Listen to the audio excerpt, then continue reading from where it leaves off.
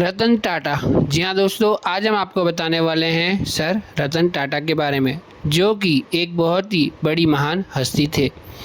इनका मृत्यु हो गया है। जी हाँ दोस्तों, इनकी मृत्यु हो गई है 9 अक्टूबर। जी हाँ, 86 साल की उम्र में इनकी मृत्यु हो गई।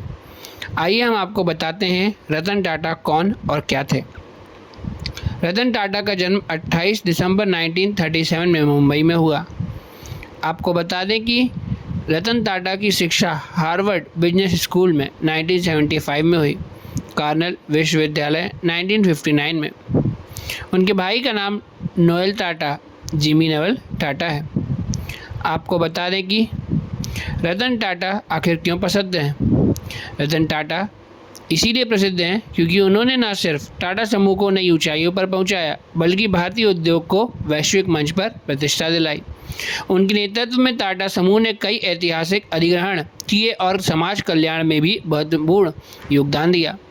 रतन टाटा की विरासत हमेशा प्रेरणादायक रहेगी और उनका जनादेश को गहरे शोक में डाल गया है। रतन टाटा का धर्म क्या है, आइए हम आपको बताते हैं।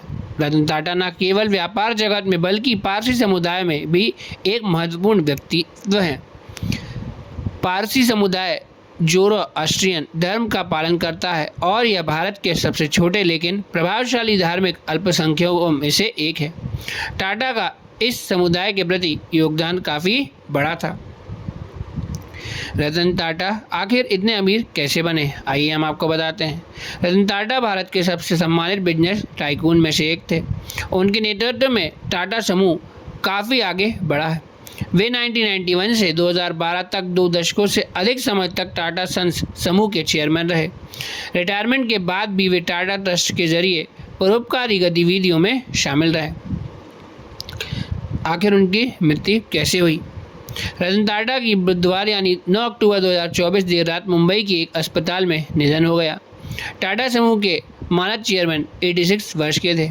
उम्र संबंधी समस्याओं और रक्तचाप को नियंत्रित करने के लिए टाटा को सोमवार यानी 7 अक्टूबर 2024 को दक्षिण मुंबई के ब्रीच कैंडी अस्पताल में भर्ती कराया गया था, परंतु 9 अक्टूबर को उनकी मृत्यु हो गई। रतन टाटा ने कितना दान किया है। ऐसा कहा जाता है कि लगभग उन्होंने 100 US बिलियन डॉलर के ऊपर डोनेट कर चुके हैं। इसके बाद भी आपको बता दें कि कोरोना महामारी के समय हमारा देश स्वास्थ्य संकटों से जूझ रहा था। तब उस समय टाटा समूह ने देश की मदद के लिए 1500 करोड़ रुपए डोनेशन दिया था। रतन टाटा के पूर्वज आखिर कौन थे, आइए हम आपको बताएं। रतन टाटा के परदादा थे जमशेदजी टाटा। उनकी शादी हुई थी हीराबाई से। इनके 2 बेटे थे, डोराब जी टाटा और रतन जी टाटा। जमशेद जी ने 1868 में भारत के सबसे बड़े समूह टाटा ग्रुप और जमशेदपुर शहर की स्थापना की। रतन टाटा के पास आखिर कितनी कंपनियां हैं, आइए हम आपको बताएं। रतन टाटा, जिनकी मृत्यु 86 वर्ष की आयु में हुई, भारत के सबसे अधिक अंतर्राष्ट्रीय स्तर पर पहुंचाने वाले भारत को व्यापारिक नेताओं में से एक थे। इस दिग्गज ने 2 दशकों से अधिक समय तक टाटा समूह का नेतृत्व किया, जिसे 100 से अधिक कंपनियों के नमक से लेकर सॉफ्टवेयर समूह के रूप में जाना जाता है, जिसमें लगभग 6,60,000 लोग कार्यरत हैं। इसका वार्षिक राजस्व डॉलर 100 बिलियन यानी यूरो 76.5 बिलियन से अधिक है। रतन टाटा की कभी शादी क्यों नहीं हुई, आइए हम आपको बताएं। रतन टाटा ने एक बार बताया था कि कैसे एक राष्ट्रीय संकट के कारण उन्हें अपने जीवन के प्यार को खोना पड़ा, जिससे प्रभावित होकर उन्होंने अविवाहित रहने का निर्णय लिया। जी हाँ दोस्तों, रतन टाटा की शादी इसलिए नहीं हुई थी।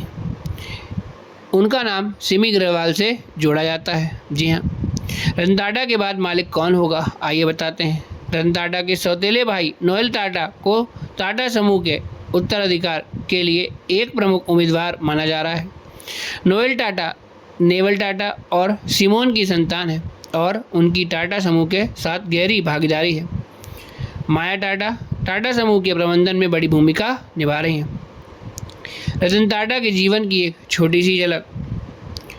वह नवल टाटा के बेटे थे, जिन्हें टाटा परिवार में गोद लिया गया था, और सूरी टाटा टाटा समूह के संस्थापक जमशेदजी टाटा की भतीजी थी। 10 साल की उम्र में रतन के माता पिता अलग हो गए, जिसके कारण उनका पालन पोषण उनकी दादी नवाजबाई टाटा ने किया। रतन टाटा के परिवार में कितने लोग हैं हम आपको बता ही चुके हैं। रतन टाटा ने दान पुण्य भी खूब किया। इसके बाद बता दें कि रतन टाटा की नेटवर्थ 3,800 करोड़ रुपए है। 421वें स्थान पर आते हैं वो रिचेस्ट पर्सन के मामले में। आपको बता दें कि टाटा समूह के अध्यक्षों ने अपनी संपत्ति टाटा ट्रस्ट को दे दी है, जिसके पास टाटा सन्स में 2/3 हिस्सेदारी है। रतन टाटा ने क्या आविष्कार किया था? ऑटो सेक्टर में रतन टाटा का योगदान बहुत महत्वपूर्ण है। दुनिया की सबसे सस्ती कार नैनो लॉन्च करने से लेकर भारत की पहली स्वदेशी कार लॉन्च करने तक उन्होंने कई उपलब्धियां हासिल करी। उन्हें पहली made in India car launch करने का श्रेय भी दिया जाता है। नैनो कार भारत में लाना उनका सपना था, क्योंकि वो चाहते थे कि लखटकिया मतलब 1 लाख रुपए में लगभग लोगों के पास कार उपलब्ध हो। ये सपना भी उन्होंने साकार कर दिखाया था। रतन टाटा ने सिमी ग्रेवाल से शादी क्यों नहीं की? सिमी ग्रेवाल के साथ एक साक्षात्कार में रतन टाटा ने अपनी शादी, बच्चे ना होने और प्यार में पड़ने के बारे में बात करी थी। जब उनसे पूछा गया कि उन्होंने शादी क्यों नहीं की, तो उन्होंने कहा, कई सारी चीज़ें मुझे शादी करने से रोकती थी। उस समय काम में मेरा लीन होना था, इसी कारण नहीं हो पाया। रतन टाटा का अंतिम संस्कार कहाँ हुआ? रतन टाटा का अंतिम संस्कार प्रसिद्ध व्यवसायी रतन टाटा का अंतिम संस्कार मुंबई के वर्ली शमशान घाट पर हुआ था। आपको बता दें कि रतन टाटा अपने आप में ही बहुत बड़े इंसान माने जाते हैं। लोग उनको एक बहुत बड़े इंडस्ट्रियलिस्ट के नाम से जानते हैं और इनकी इज्जत भी करते हैं। आपको बता दें कि रतन टाटा उन्होंने टाटा नैनो और टाटा इंडिका सहित लोकप्रिय कारों के व्यवसाय विस्तार में महत्वपूर्ण भूमिका निभाई। उन्होंने जगुआर और लैंड रोवर का अधिग्रहण भी किया था। आपको बता दें कि एरोप्लेन में भी टाटा का वो है, टाटा की एरोप्लेन भी चलती हैं, आपको मालूम ही होगा। 2009 में रतन टाटा ने मिडिल क्लास के लिए दुनिया की सबसे सस्ती कार नैनो को लॉन्च करी थी। इस कार की कीमत 1 लाख रुपए थी। तो ये था दोस्तों रतन टाटा जी के बारे में, जो बहुत बड़े इंसान थे।